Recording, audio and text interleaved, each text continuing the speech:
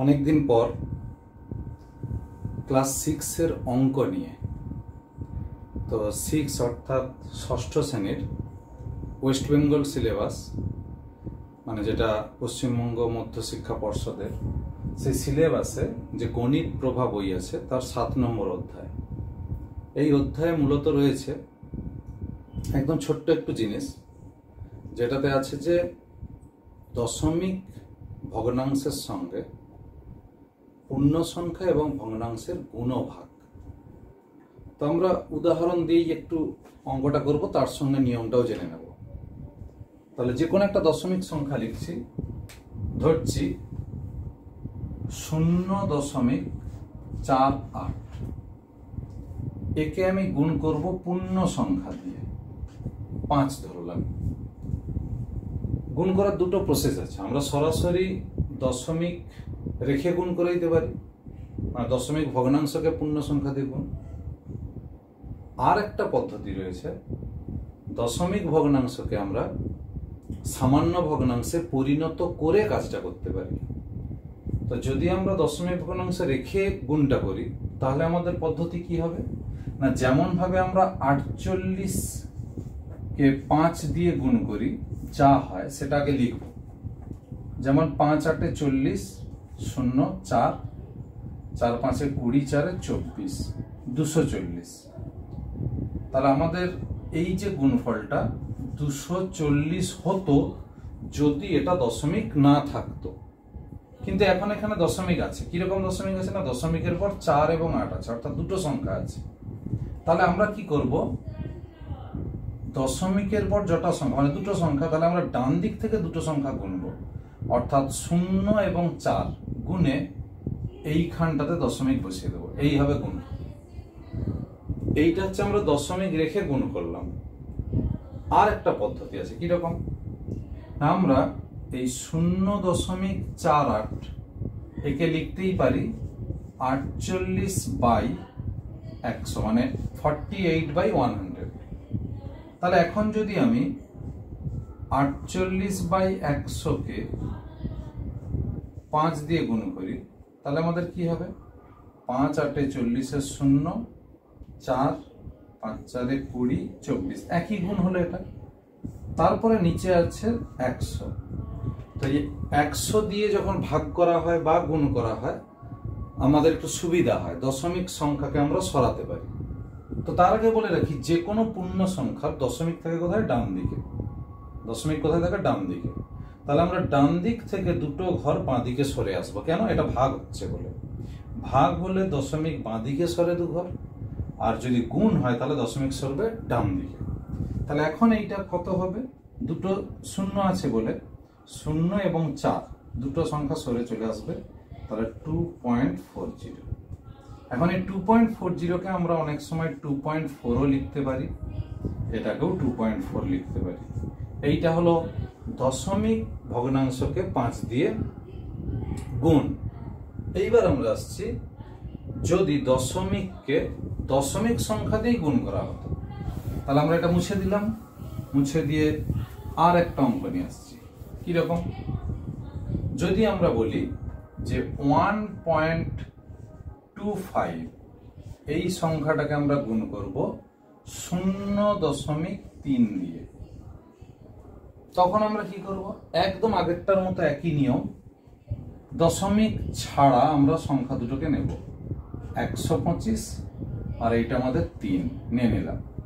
তাহলে গুণ করলে কত হয়, 3 × 5 = 15, 5 হাতে রইল 1, 3 × 12 = 36, 1 × 37, 375।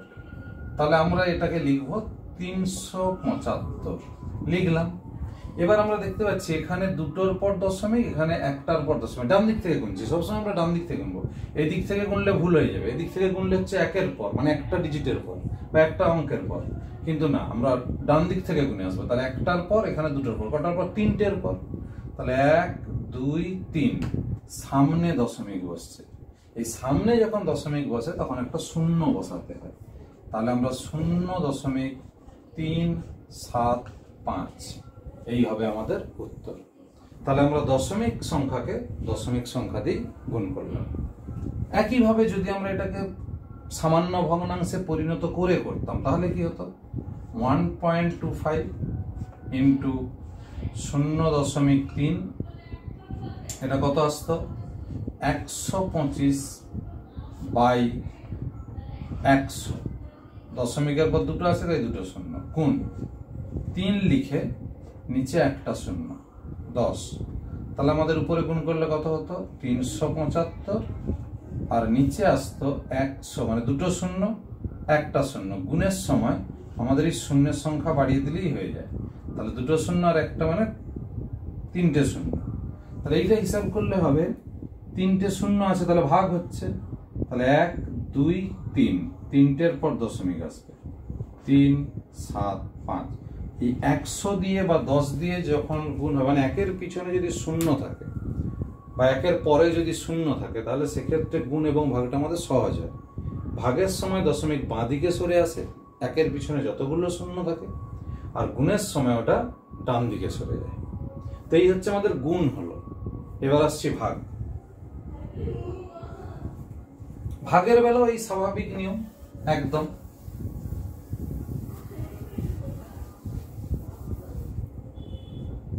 আমরা যদি এইরকম ভাগ পেলাম পূর্ণ সংখ্যা দিয়ে ভাগ, যেমন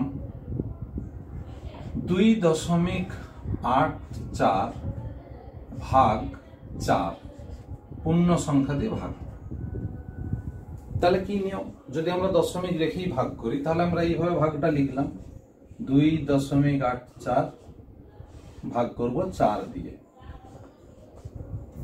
4 দিয়ে যখনই ভাগ করতে যাচ্ছি এটা দশমিক সংখ্যা, তার মানে 2 পূর্ণ, মানে 2 পূর্ণ সংখ্যা এবং ভগ্নাংশ কত 8 4, তাহলে এই 2 পূর্ণ সংখ্যাকে 4 দিয়ে ভাগ যাচ্ছে না, অর্থাৎ 4 এ 1 এ 4, মিনিমাম 4 থাকতে হবে, সব থেকে কম 4 বা তার বেশি থাকতে হবে, সব থেকে কম 4, তাহলে 2 যেহেতু 4 এর কম, ভাগটা যাচ্ছে না, সেই জন্য আমরা প্রথমেই দশমিক বসিয়ে দেব, যেহেতু দশমিক আছে। তারপরে আমরা কি করব, 4 ঘর নামতা ডাকবো, যখনই দশমিক বসিয়ে দিলাম আমি 2 ঘর অব্দি যেতে পারবো, তাহলে 4 7 28,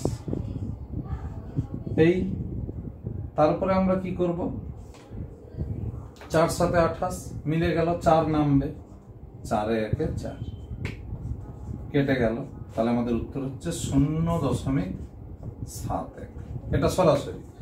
যদি আমরা তাকে সামান্য ভগ্নাংশ করে কাজটা করতাম তাহলে কি হতো, 2.84 ভাগ 4 সমান 284 বাই 100 ভাগ 4, এরপর আমরা নেব 284 বাই 100 গুণ 1 এর 4, উল্টে দিতে হবে, এই ভাগ মানেই তো 4 এর 1, তাহলে আমরা উল্টে দিয়ে কি পাবো 1 এর 4, সে 1 এর 4 যদি হয় এবার আমরা কাটাকাটি করব, 4 7 28, 4 7 28 আর 4 এ 1 এ 4, তাহলে 71 বাই 100 মানে হলো 0.71, একই উত্তর। অর্থাৎ আমরা দুভাবে কাজটা করতে। এবার আমরা আসছি দশমিক সংখ্যাকে দশমিক সংখ্যা দিয়ে ভাগ। একটা উদাহরণ নিচ্ছি, 0.62 0.62 ভাগ 3.1, এই ভাগটা যদি আমরা দশমিক রেখে করি তাহলে আমরা কিরকম করব, এইভাবে। এই ভাগের নিয়ম হচ্ছে প্রথমে দশমিকের পর সংখ্যাটাকে সমান করে নেওয়া। কিরকম, যেমন এখানে দশমিকের পর একটা ডিজিট আছে, এখানে দুটো ডিজিট আছে, তাহলে আমরা কি করব, দশমিকের পর শূন্য তো বসাতেই পারি শেষে, শূন্য বসিয়ে একে সমান করে দেবো। তারপরে আমরা দশমিকটা এরকম ভাবে তুলে দেবো, মানে এটা দশমিকটা নেই ভাবলাম, তাহলে এখন আমার কাছে সংখ্যা কত, 310 আর 62, তাহলে 310 নিশ্চয়ই 62কে ভাগ যাবে না, ছোট, সেই জন্য আমরা কি করবো, প্রথমেই একটা দশমিক বসালাম, তাহলে কত বসিয়ে দেবো, 0, তখন এটা 310 আর এটা 620 হয়ে গেছে, তাহলে 310 2 এ 620, তাহলে আমার উত্তর হলো কত, 0.2। এটা সরাসরি ভাগ, অর্থাৎ ভাগের নিয়মটা কি, দশমিকের পর ডিজিট সংখ্যাটাকে একই করে দিতে হবে। একই করে দিয়ে এবার আমরা ভাববো দশমিক নেই, দশমিকটাকে তুলে দেবো, তুলে দিয়ে এবার প্লেন যেরকম পূর্ণ সংখ্যার ভাগ করতাম সেই নিয়মে ভাগ করবো। আর একটা কি সিস্টেম আছে, 0.62 ভাগ 3.1, এটাকে লিখবো 62/100। কেন 100? এই যে দুটো সংখ্যা, তাই দশমিক তুলছি বলে দুটো শূন্য, ভাগ চিহ্ন 31/10, যেহেতু দশমিকের পর একটা তাই একটা ডিজিট। এটা সমান আবার লিখতে পারবো 62/100, গুণ চিহ্ন দিয়ে উল্টে দেবে 10/31। এবার আমরা কাটাকাটি করি, একটা শূন্য কেটে গেল, 31 আর 2 62, তাহলে কত, 2/10 সমান 0.2। অর্থাৎ যে কোনো পদ্ধতিতেই আমরা কিন্তু গুণ ভাগটা করতে পারি। এবার বলি, যখন তুমি বাস্তবে অঙ্ক পাবে, তোমাকে অঙ্কটা পড়ে ভাষার অঙ্ক হলে বুঝতে হবে যে ভাগ না গুণ, সেটা জেনে নিলে। ভাগ হলে দুটো সংখ্যা, যদি গুণ হয় তাহলে 2, 3, 4 হতে পারে। গুণ ভাগ মিশিয়ে দিতে পারে, হয়তো দুটো সংখ্যা গুণ হলো তাকে আবার একটা দিয়ে ভাগ, বা দুটো সংখ্যা ভাগ হলো তার সঙ্গে আবার আরো দুটো সংখ্যা গুণ। ফলে সেগুলোকে আমরা সরল মান নির্ণয় বলি।